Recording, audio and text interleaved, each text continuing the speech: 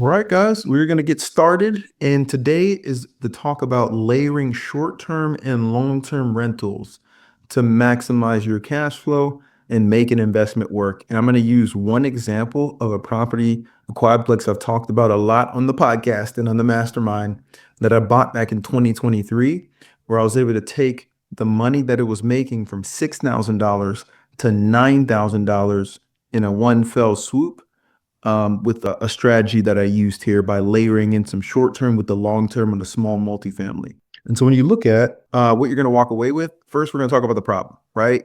There's so many small multifamilies that look broken on paper right now, and that's because the values have increased over time, right? And it's up to us as investors to be the creative ones to help turn a deal that looks okay into a great deal. When you look at the deal that we're going to talk about, I bought a quadplex in Snellville for 800K a few years ago. And at the time, when it was rented, it was renting for $6,000 per month.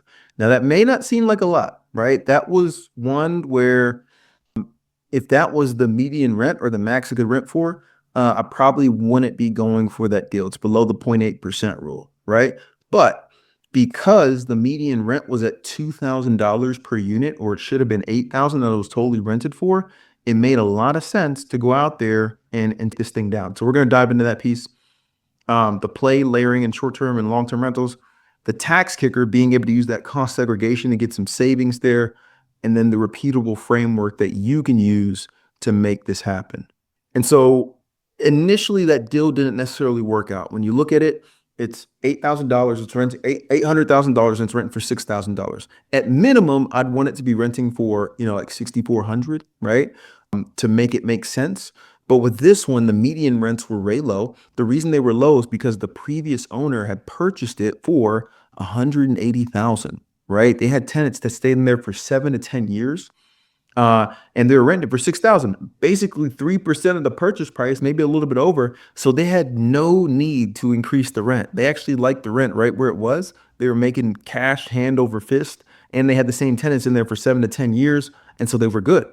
Whereas with me as the new landlord taking over, I wanted to get it to market rent to make it make sense. And also, I didn't want to put all that cash out up front to go ahead and turn every unit at the same time, right? Each unit turned was going to cost about 20 to 30K per unit, because these are big units, 3 bed, 2.5. You want to update a kitchen, update 2.5 bathrooms, do some paint.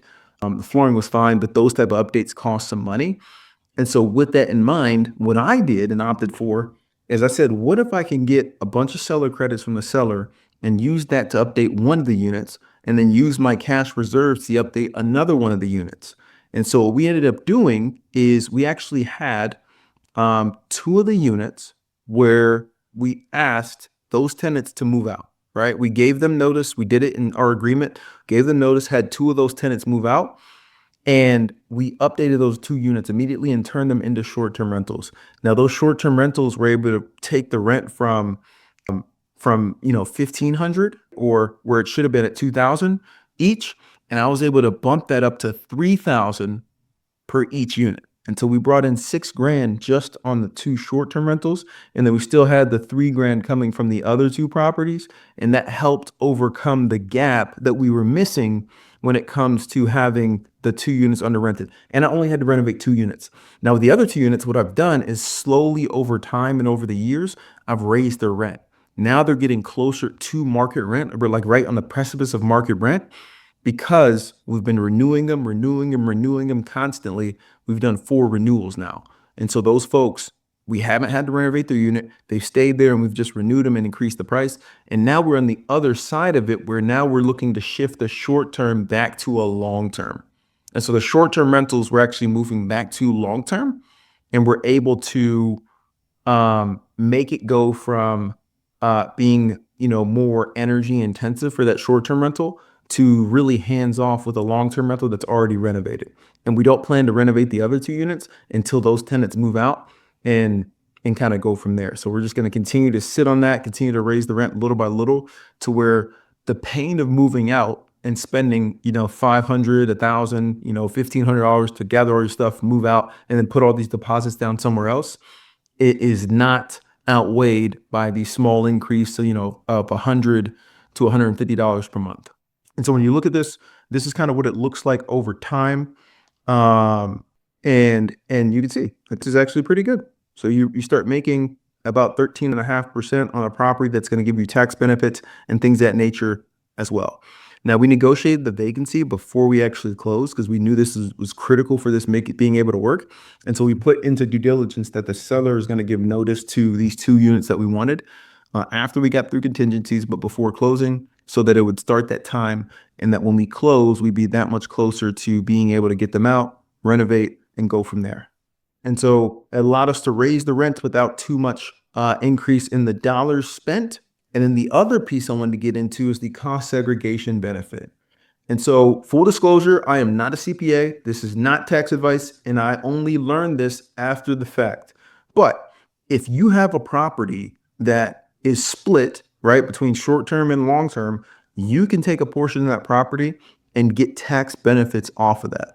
And so this was a half split, right? 50% long term, 50% short term. When my CPA found out about this, I was able to do a cost segregation on the property and was able to take that 100% bonus depreciation that was recently reinstated and use it to help me on my taxes, right? Now, what you see on the screen is a couple pieces about what is needed for that. I think at the time it was like 60%, but now it's back to 100% for any properties bought after January 19th, 2025.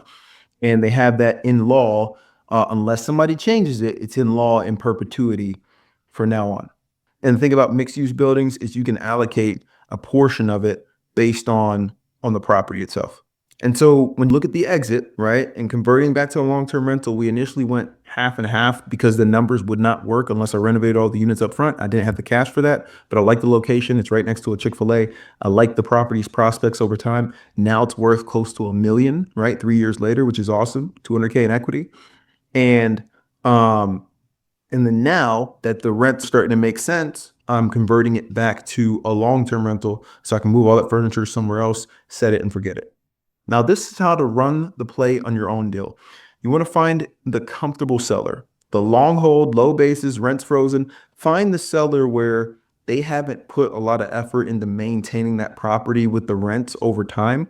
Maybe it was not a professional landlord like we are, where every single year we're raising the rent. Doesn't matter what it is, we're still going to raise it at least a couple percentage points. Even if it's 1%, just raise that rent every single year.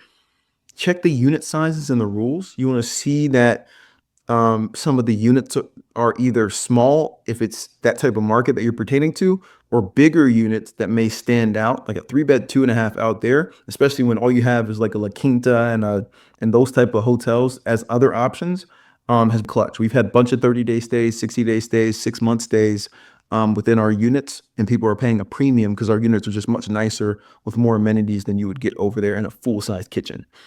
You want to negotiate the vacancy into the contract if at all possible. This one's tough, right?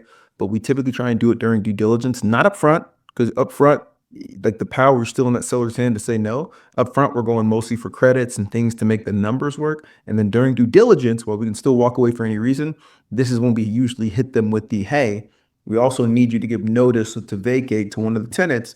And we try to get them to do that after contingencies are done so that we can use that within the file. Renovate only what you must, right? You don't want to take on a 4-unit renovation with no income coming in. When we were renovating those 2 units, there was still income coming in, right? And we really did 1 unit at a time so that we could get that unit up and running and then kick off the next one. And so it's much better and much easier to renovate a unit when you know, hey, the mortgage or whatever's getting covered by some of these other units than it is to try to do it all out of pocket. And then bring in your CPA and have a conversation with them before you close. Talk to your CPA closely about what your strategy is and see if they got any tips that can help you maximize on the taxes. Places where this doesn't work, HOAs, right? They're constantly changing the rules. It may not work for HOAs. Cities, you want to work with an investor-friendly realtor so you can know what is going on within your city, right? Short term is not passive. There's other costs that come into it, right? You're doing cleaning, turnovers, guest messages. It was a little bit easier for us because we own a short-term rental management business, and I have 8 short-term rentals now, including these 2. And it allows you to be able to uh, kind of just plug it into the cog, and it doesn't really cost much extra for me. But for others, you got to factor that cost in too to see if it's worth it. And then for small units, it really depends, right? Like If it's a 1-1 or a 2-1, there's a cap on how much that you can make there unless it's very unique or like in the mountains or something. But if it's part of a multifamily, it's probably going to be pretty cookie cutter. And so you want to definitely look at the comps, see what you can pull in. This was one where I took a little bit of a leap of faith, right? There weren't as many comps in this area because there's not as many B&Bs out there. But having done many before this, I felt confident that if we built it, they would come, and they have come. And then the financing and the shift, lenders and carriers treat short-term rentals differently. So we have an insurance broker that we work with that we connect all of our clients to. I'm happy to connect you to them as well if you reach out, but they're going to be able to help you find the best insurance for that property. And from a financing standpoint, same thing. We got investor-friendly lenders that we utilize that will be able to find the best investment package for you to put the least amount down and get into that property. When you look at the neighbors and the other tenants, this is really about the neighbors within that multifamily. You want to make sure that you have solid tenants throughout, right? That aren't going to be antagonizing the guests and things of that nature, and vice versa. You want to vet the guests that are coming to stay to make sure they're not going to make it a miserable experience for the tenants that are here long term. As long as you do those three things, you're going to be fine. Now, as a finale, right, you want to go ahead and book a strategy call. Feel free, go to acabahome.com or click the link down below to book that strategy call. We're happy to do that with you. If you want to meet with an investor-friendly CPA, shoot us a message. We'll connect you with our investor-friendly CPA that we utilize. And then bring us your next contract, right? Acaba Home works with investors across Georgia, Florida, and Texas. And we're looking to expand even further from there toward the end of this year. And so we'd be happy to look at any deal you have, see if we can help you out. Or if we can't, we may be able to put you in the right direction.